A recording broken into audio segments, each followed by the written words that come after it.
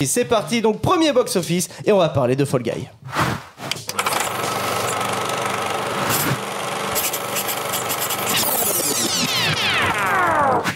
Fall Guy, réalisé par David Leitch. Tout de suite, bande-annonce. On va l'encercler. Et on va lui foutre une dérouillée de l'espace. Merde. Un dernier saut pour terminer en apothéose.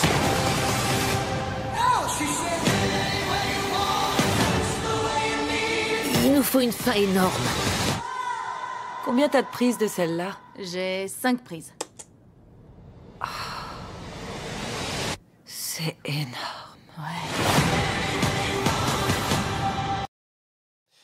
De retour sur le studio de Chemical Productions, donc Fall Guy, réalisé par David Leitch, avec donc David Leitch, son dernier film en date, c'était Bullet Train.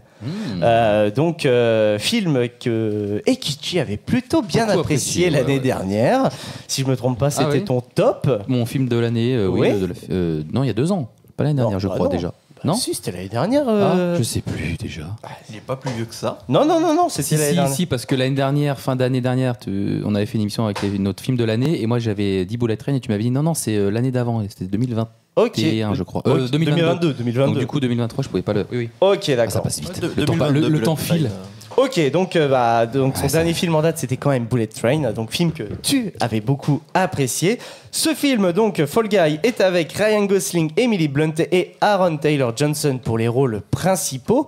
Au niveau du synopsis, c'est très simple. On va suivre donc Ryan Gosling, cascadeur au cinéma, qui va se blesser et donc va arrêter les cascades pendant un moment et par des concours de circonstances, il va devoir reprendre à la fois les tournages, les cascades, mais aussi les enquêtes, puisqu'il va devoir tout simplement retrouver le personnage de Aaron Taylor Johnson pendant tout le film. Voilà. Qui a vu le film ici, les amis? On l'a tous vu, non? Alors moi, malheureusement, je n'ai pas pu Oui, le c'est voir, vrai, voilà. c'est ça. C'est Kichi, tu ne l'as pas vu. Pour des questions de déprogrammation. Enfin, il n'était pas dispo dans la semaine, que à des heures un peu what the fuck. Et malheureusement, j'ai pas pu. C'est pas grave. On va essayer de te donner envie d'aller voir en tout cas ce film. Moi, j'ai envie qu'on commence par Lulu dans un premier temps pour nous parler de Fall Guy. Voilà. Qu'est-ce que tu as pensé de ce petit film, mon Lulu? Eh bien, j'étais très pressé de voir ce film. Je pique un bonbon. C'est vraiment de la merde, ça. J'adore, vraiment. Il y a que du bon, tu vois. C'est que du fruit. Un peu modifié le fruit, un peu, légèrement. Très sucré, mais bon. Donc j'étais très hypé par le film. Ouais. Quand on était en train de le regarder, le début, je me suis demandé, je sais pas, il y a un truc qui me dérangeait. Puis en fait, au fur et à mesure que ça allait, plus j'étais pris dans le film et je suis ressorti en me disant que c'était vraiment hallucinant comme film. Ok. De bosser un peu vraiment sur. Tu regardes un film qui se passe sur l'envers du décor du film par rapport aux comédiens, aux doubleurs, aux cascadeurs.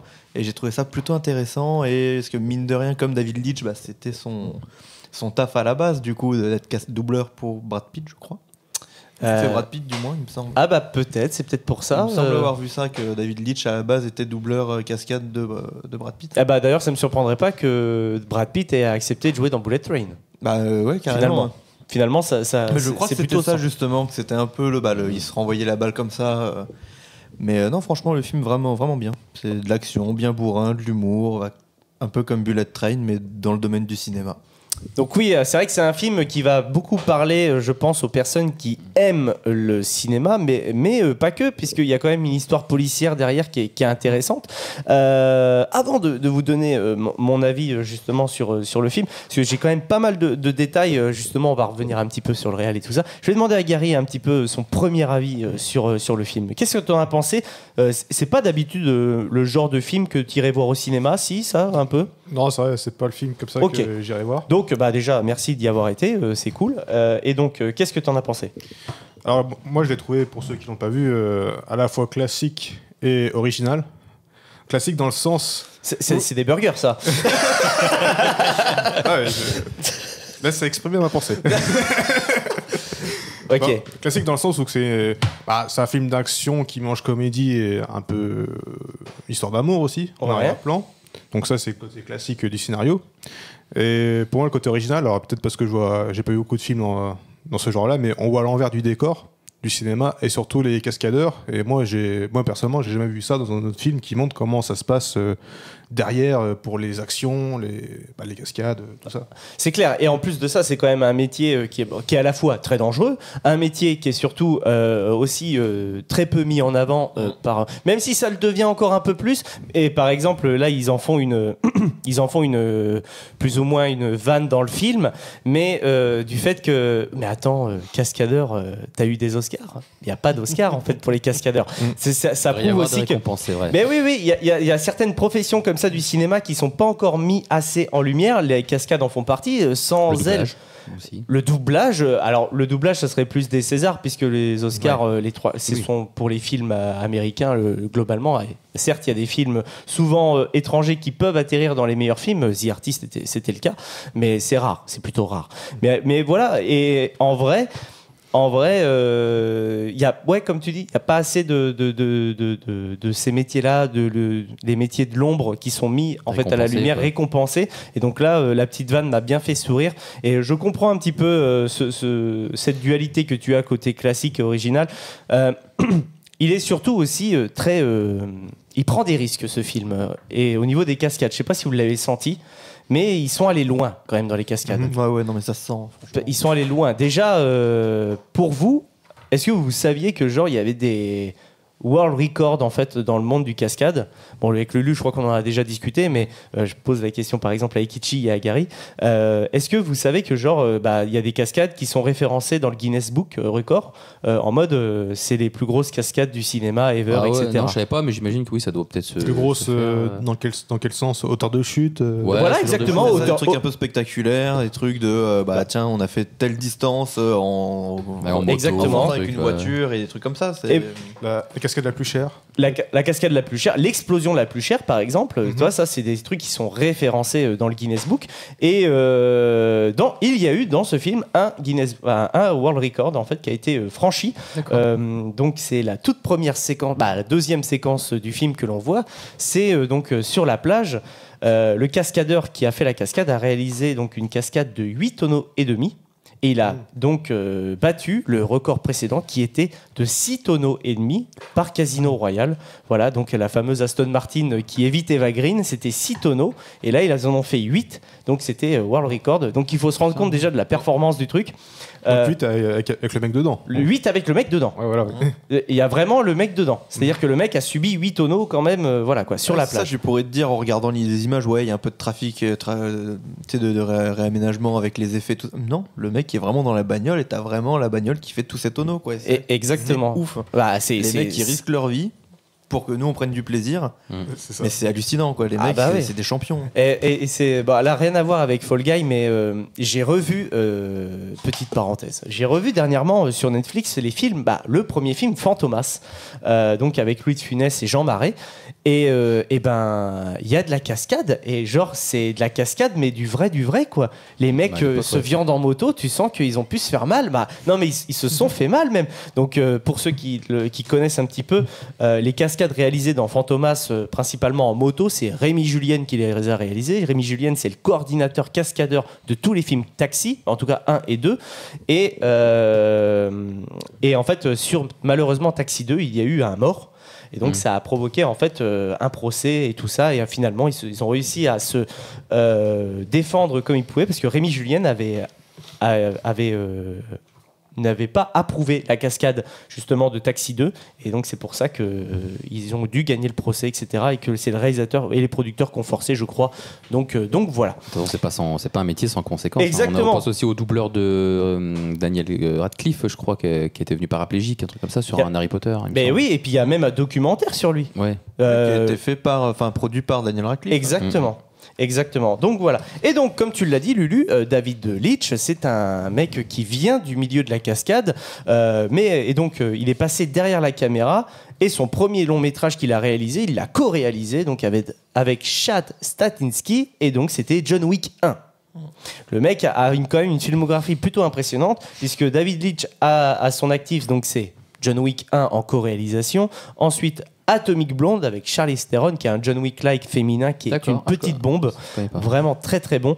Et il y a aussi après Deadpool 2, c'est lui qui réalise Deadpool 2, et ensuite il a fait Bullet Train, donc avec Brad Pitt, qui réalise aussi des belles performances et des belles chorégraphies. On sait que c'est pas facile de faire des bastons dans un train, dans un espace confiné, et j'ai trouvé, moi, Bullet Train un très très bon film. Du coup, là, même une bonne, il a des bons films à son actif, là, le réalisateur. Ah oui, non, mais là, il commence une bonne filmo, je trouve. Là, il est sur de bonnes bases. Il n'a pas fait beaucoup de films, mais le peu qu'il a fait, c'était quand même des belles pépites. Hein. Exactement, il est sur une très bonne base, et franchement, c'est très appréciable, honnêtement. Et donc ça, c'était un petit peu pour sa carrière. Donc, si vous n'avez pas vu vraiment Atomic Blonde, je vous le conseille. Sinon, pour The Fall Guy, moi, mon avis sur le film, il est plutôt proche de ce que Gary a dit. C'est un film que j'ai trouvé plutôt classique, on va dire, dans sa forme et surtout dans sa narration. Par contre, je l'ai trouvé vraiment très impressionnant dans sa réalisation. On a des belles séquences, on a des beaux moments. On a surtout une belle palette de personnages, les amis. Et quand je dis personnages, je pense surtout au personnage de Emily Blunt, donc qui joue le rôle d'une réalisatrice de films d'action type AAA, donc c'est-à-dire produit par un méga studio avec du moyen, etc. Et globalement, j'ai pas l'impression que ça existe beaucoup, quoi. Donc il faut le souligner. Et il faut plus de personnes, plus de femmes comme ça. Je crois que on peut la comparer à la réalisatrice de Wonder Woman, par exemple, qui a fait ce genre de film. Mais clairement, c'est pas un rôle qu'on retrouve fréquemment. Donc j'avais envie de le souligner vraiment. Ouais, c'est vrai, parce qu'en plus sur des films comme ça, un peu bourrins ou plus du masculin au final, qui est derrière la caméra. C'est souvent. Et finalement là, elle est en train de faire un space opéra, on va dire, de malade avec des cow-boys et tout, ça explose de partout. Franchement, c'est super stylé, quoi. Donc ils m'ont donné envie de voir le film, surtout à la fin. Oui. J'étais sûr que dans le film, il y a une bande-annonce du prochain film. En gros. Non, en fait, il y a une fausse bande-annonce du film qu'ils sont en train de tourner. Pour de vrai. C'est ça. Et ils ont fait un changement d'acteur. Ça, c'est beau, ça. Incroyable.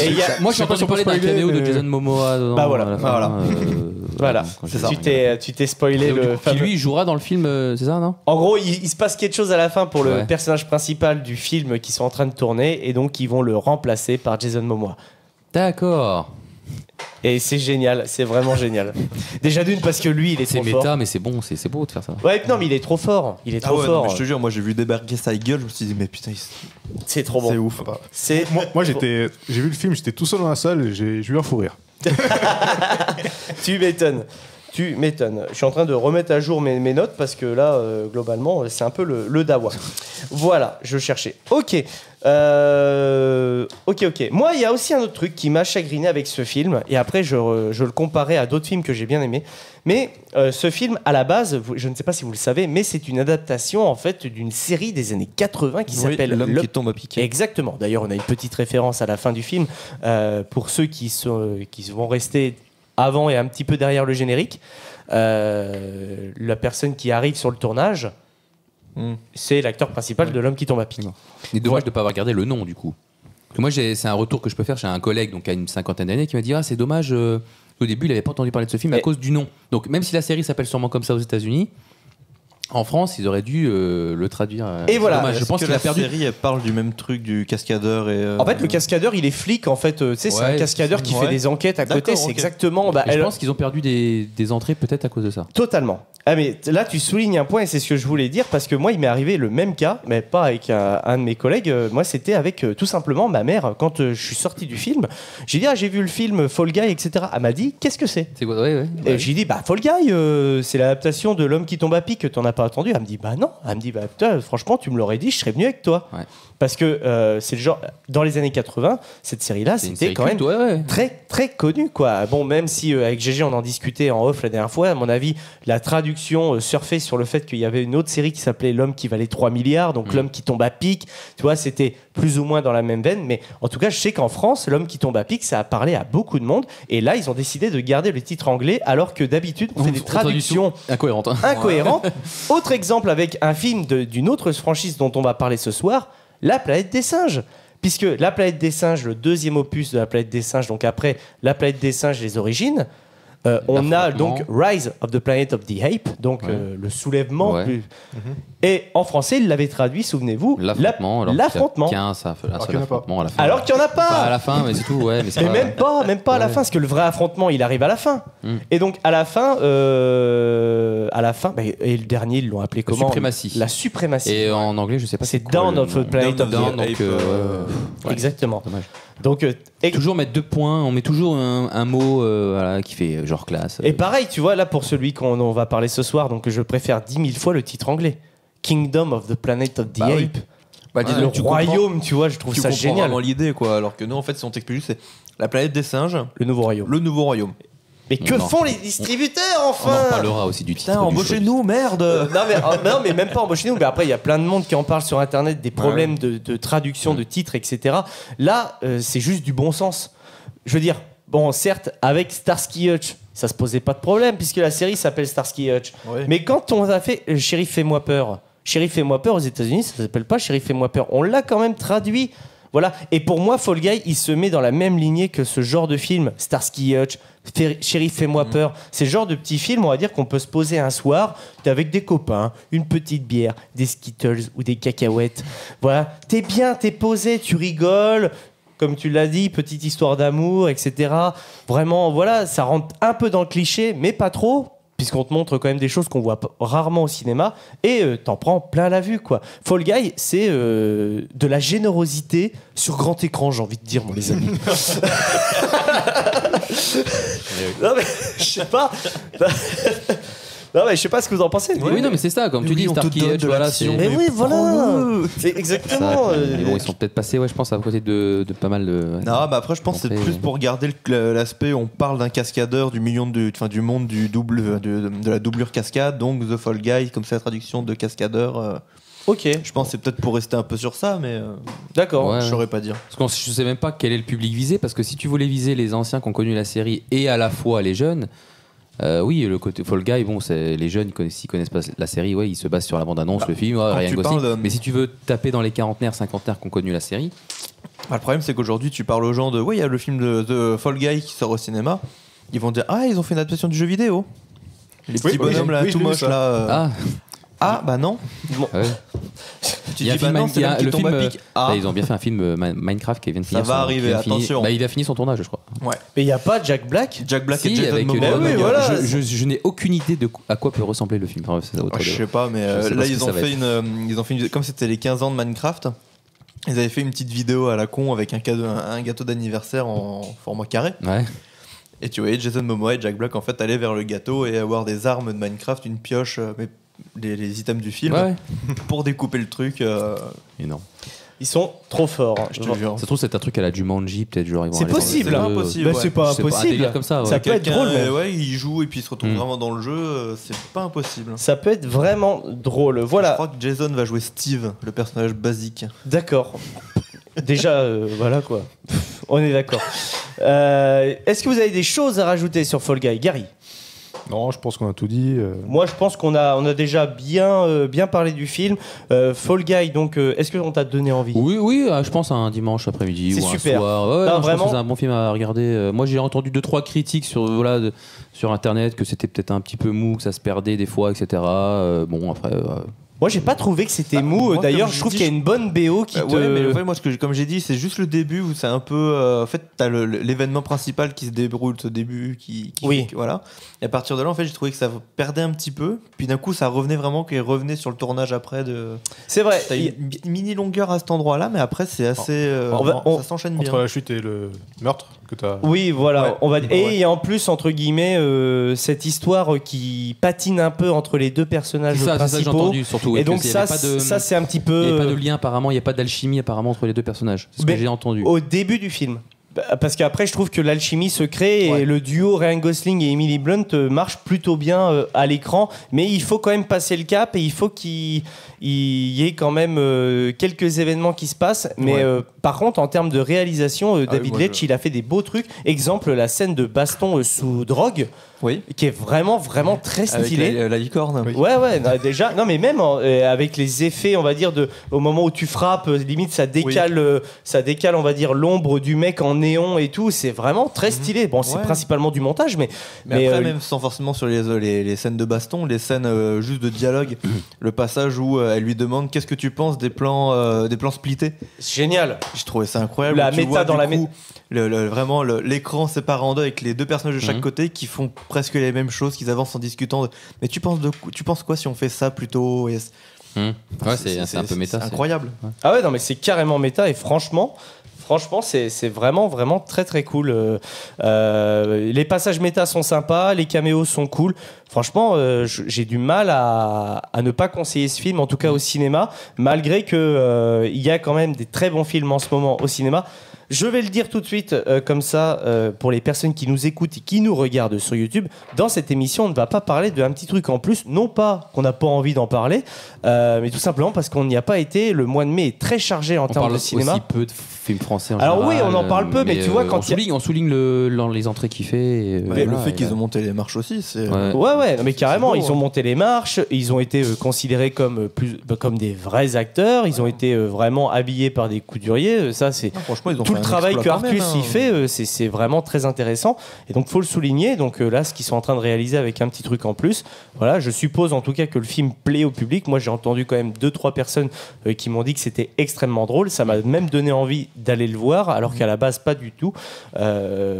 Peut-être parce que je n'aime pas le rappeur Yans en termes musicalement parlant. Donc voilà, et vu que c'est la BO du film, c'est un peu compliqué.